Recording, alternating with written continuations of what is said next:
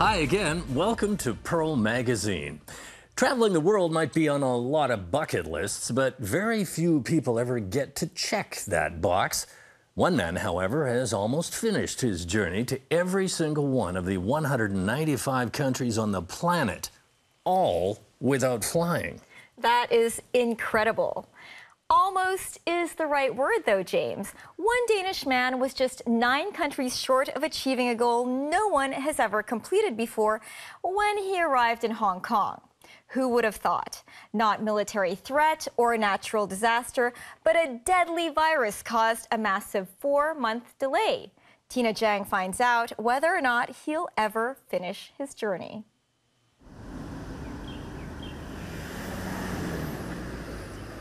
Thor Pedersen has an appointment in Wan Chai this morning.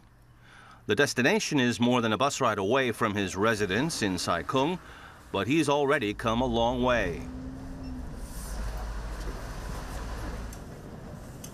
Visiting Hong Kong as a tourist, Pedersen's permission to stay is about to expire. The first time I came here to the tower was a month ago. Today I had an appointment to get it extended. With the extension, I'm allowed to stay here until July 11th.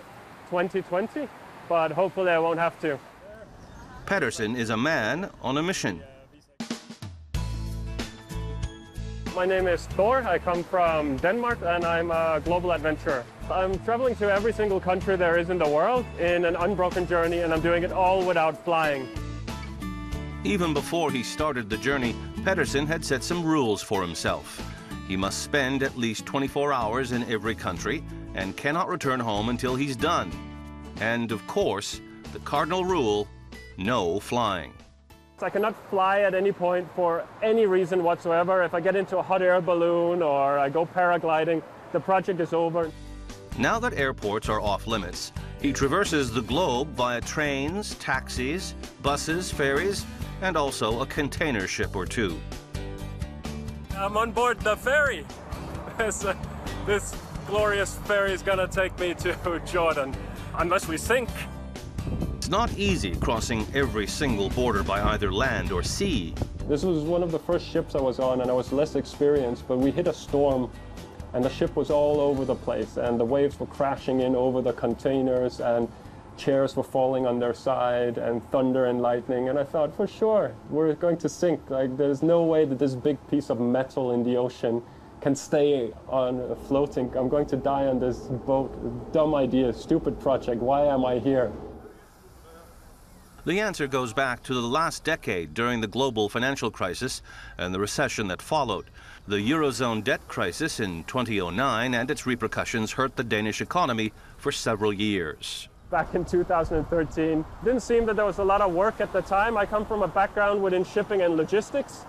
And usually I had a lot of projects and the phone was always ringing, but the phone had been quiet for a time, and I was thinking, well, maybe it was a good time to go out and do something else and then return when the market is back up. When I found out that no one has gone to every country completely without flying, then I was intrigued. It was certainly some adventure, and it was a claim to history.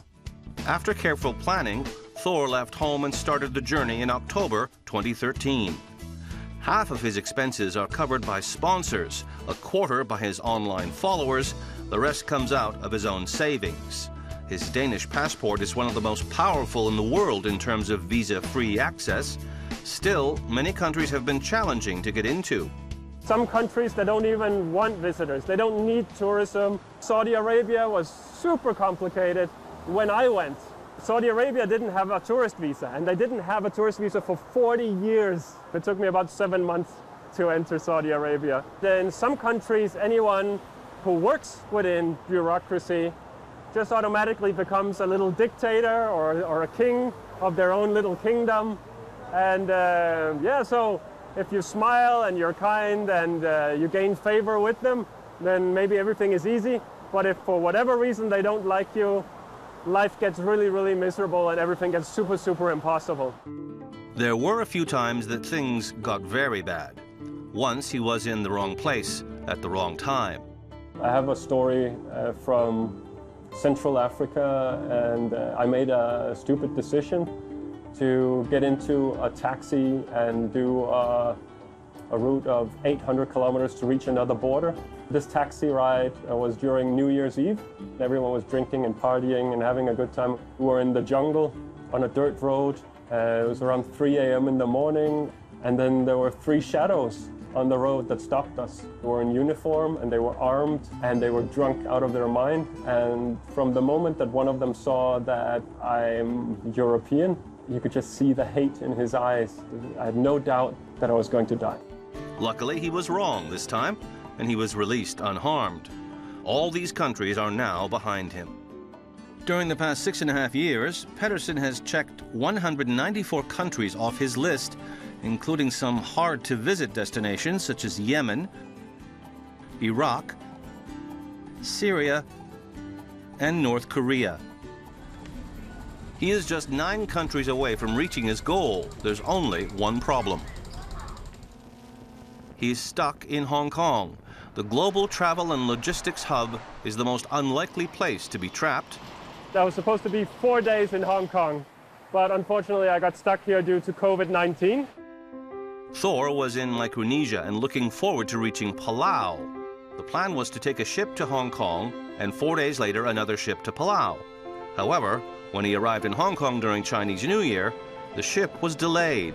Then Palau closed its borders. Other countries soon followed.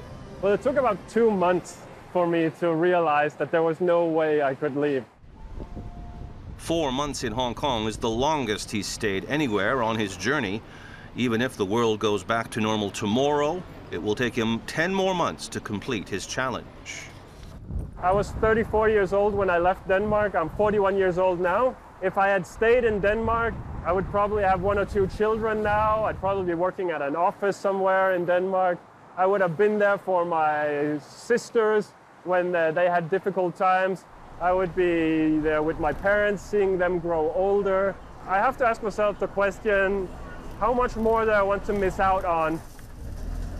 The ordeal has left Pedersen with second thoughts. He's been thinking about giving up more often than ever.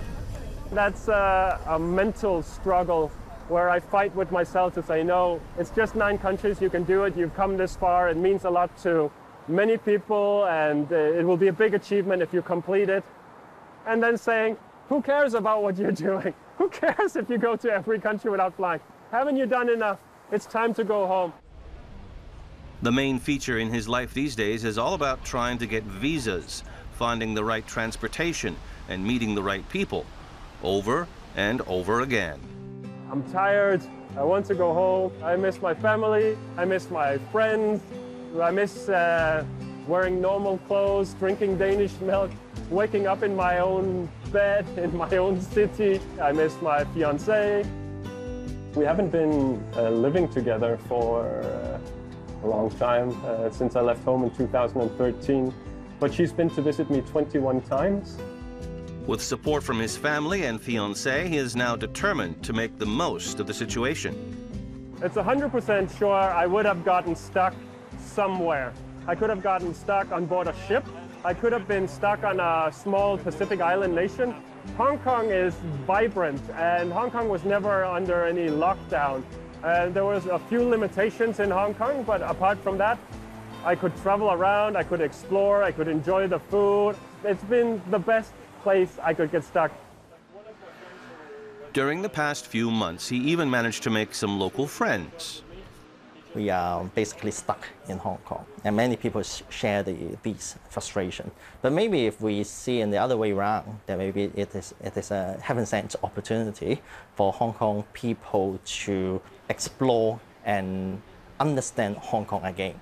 It's actually one of my lifelong goals to visit every country in the world. And it's really good to know someone who shares the same passion for travel, who also love to see the world and also share the same goal. I really enjoy talking with him and show him around. You want a drink? Yeah. Sure. After quitting his job in government, Paul Chan has been running his own walking tour agency since 2013. The same year Pedersen began his journey. Today, he's taking Pedersen to Shenzhen. Yes. Cheers. There's always something extra when I'm together with Paul, and he points out different things that I never noticed. And he took me to this place where they have sugarcane juice, traditional place, and I've probably been in the area 50 or 100 times, and I never noticed that. Here we are at a print shop now, where I got to meet the son of the founder of this place, and it's a really interesting place, and it's interesting to see how things used to be done.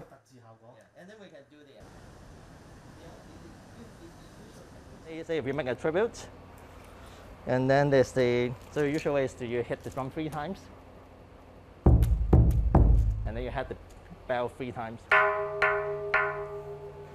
So that now God knows it. Traveling is a wonderful education, and really discovering what the world is like and forming your own opinions, and not just having the ideas that other people have put in your head.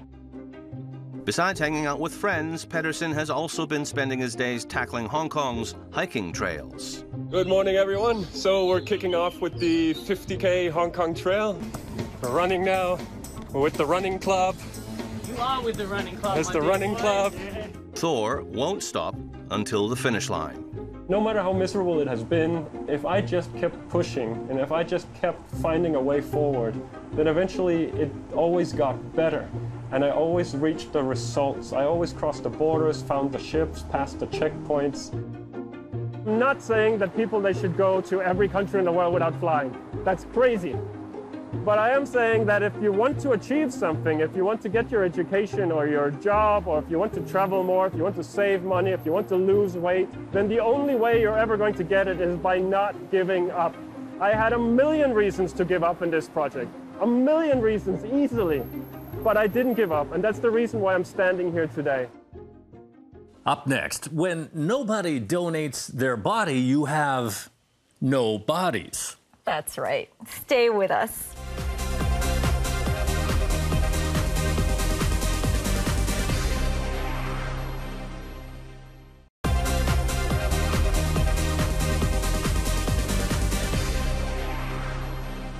Welcome back. The lack of bodies, dead bodies that is making it difficult for medical students here in Hong Kong to get the experience they need.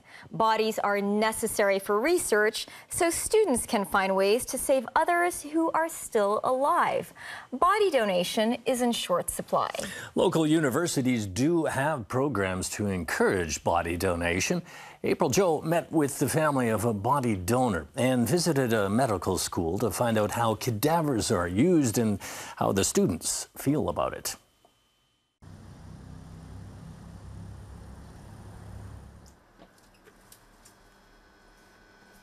"71-year-old Tang Yun Ping has been living alone in Tai Po ever since her daughter Janny passed away of acute renal failure in 2018. Janny registered as a body donor, or more respectfully known as a great body teacher, when she was alive. Her last wish was for her body to be donated for teaching medical research after death. She told me that she found a way to help others, to help the doctors. The doctors could use her body to teach the students. I supported her.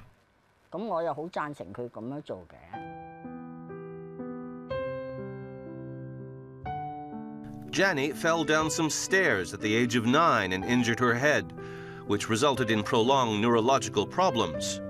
A series of chronic illnesses made her a frequent visitor to the hospital in her 48 years of life. For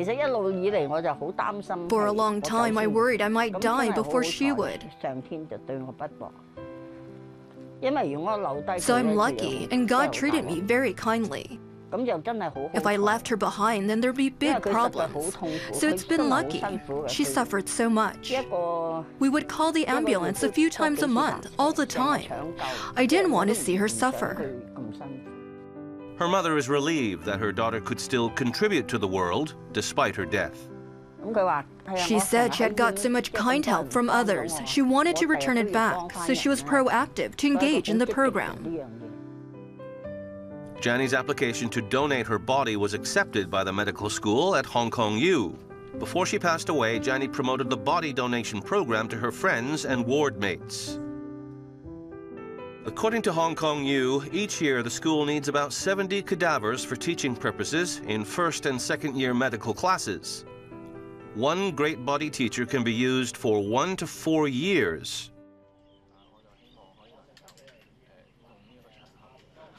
When the university is finished with them, they're cremated.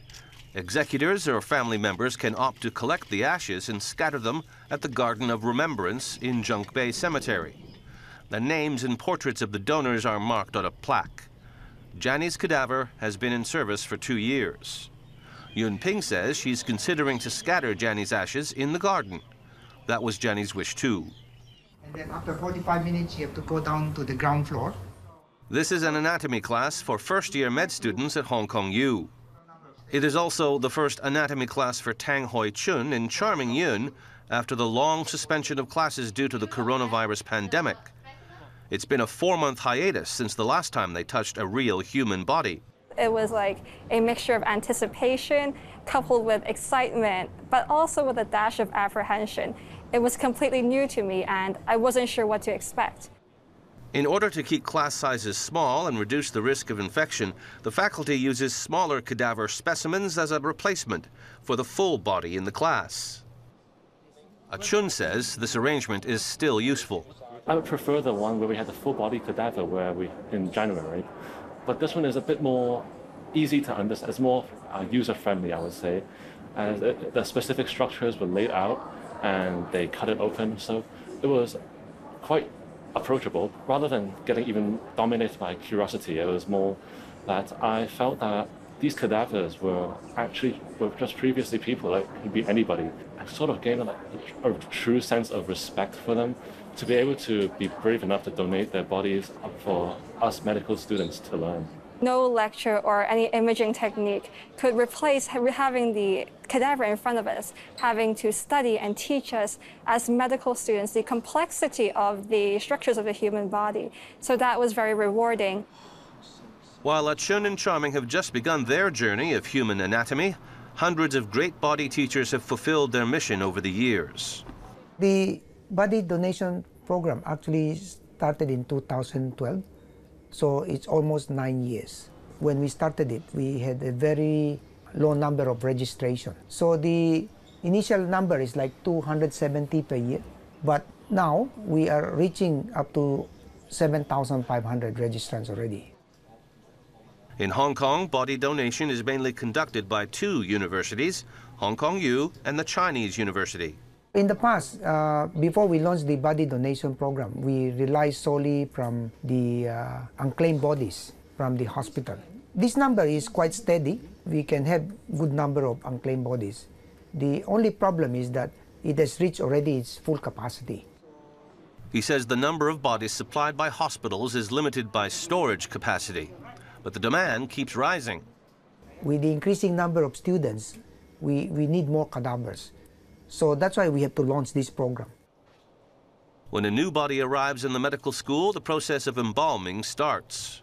Once we receive the cadaver, the first thing we need to do is very important. We need to identify the dead body with the related documents. The second is then we need to use the antiseptic solution to disinfect the body, the dead body, and then make sure they have clean and then no infection, and then to contain our worker. Before the embalming procedure, we also need to put the body in anatomic position and then make sure the position is good enough, because after the embalming, the body can quite stiff and then not easy to move anymore. The last step is injecting the preservative embalming fluid. Embalmer Patrick Wong says it usually takes 6 months to complete the embalming before the body is allowed into the classroom. As an embalmer, so we also have the chance, it's a good chance, to help the generous donors to complete their last wishes. Without our help, actually, the dead body cannot be a great body teacher. It's very meaningful. In a survey conducted by the faculty in 2014, 80% of the 800 interviewees supported the body donation program. Out of the 80%, 50% said they were willing to register as body donors. I learned about organ and body donation in high school. I've already signed both. I don't care much about my body after I die. In the meantime, I can help others. I think I will. It is okay if someone wants to donate his or her body. It is an act of helping others. But there are those who don't like the idea. I know what body donation is, but I can't accept it myself, not psychologically. The program coordinator, Dr. Tipo, says they're very transparent about how they handle the donated bodies, such as what happens during the dissection. The goal is to show the highest respect for the donors and their families. It makes them feel more secure and more willing to engage with us. So that is a very important aspect. So it also helps to assure them about their beliefs, because we are very Asians, we are still very conservative. So we don't want people to destroy our body when we die. But after they understand that, oh, even if we do that, it actually benefits a lot in terms of education and research. So it makes them think differently. Yunping also faced criticism and misunderstandings. Many people scolded me. Are you a fool? You have only one daughter. How could you allow her to be cut up after her death? I said that's what she wants. I didn't care what others said. If I didn't help her to fulfill her last wish, I would feel bad. Under Janny's influence, Yunping herself has registered as a great body teacher. I think she's a great person, and what she did was really meaningful. That's why I wanted to join her. But Tipo says problems started when the registrations began to rise, and the number of bodies as well. The limiting factor for expanding the program is the freezer storage for the cadaver. So right now we are receiving roughly about 5 to 10 cadavers every month. So we average like 70 a year. We envision in the next 2 years, we are trying to expand our freezer capacity so we could increase another 30. To reduce the chances of infection, the medical school canceled the memorial closing ceremony to convey gratitude to the body donors. Tipo is optimistic about the future of the program. The pandemic, in a sense, is make people aware. Next week, we find out how the business community is bracing for sanctions the U.S. may raise against Hong Kong. And why some businesses are shop hunting. Thanks for joining us. Good night.